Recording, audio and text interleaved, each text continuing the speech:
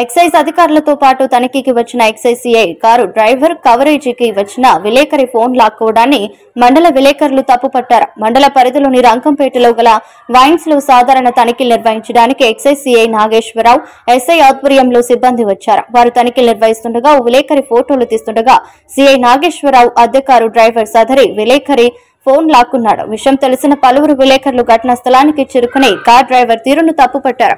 కాగా car driver ను మధ్యవర్తిగా ఉంచుకుని గత కొన్ని సంవత్సరాలుగా మెదక్ ఎక్సైజ్ కార్యాలయ సిబ్బంది వైన్స్ దుకాణాల యాజమానుల వద్ద నుండి కల్లు దుకాణాల యాజమానుల నుండి మామూలు వసూలు చేస్తున్నట్లు గతంలో అనేక సార్లు ఆరోపణలు వచ్చాయి. గురువారం ఎక్సైజ్ అధికారుల రంగంపేట వైన్స్ లో తనిఖీ చేస్తుండగా ప్రైవేట్ వ్యక్తి అయిన డ్రైవర్ సైతం అధికారులతో కలిసి వైన్స్ గోదాంలోకి వెళ్లి తనిఖీ చేయడం గతంలోని ఆరోపణలకు బలం చేకూర్చింది.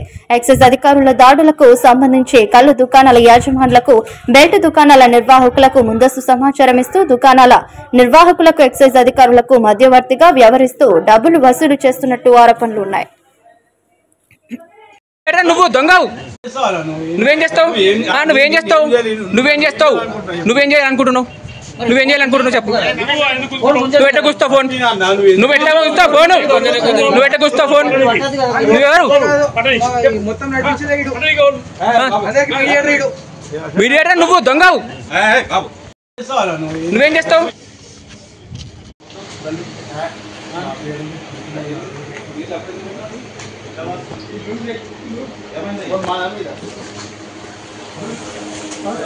Sir report, sir report.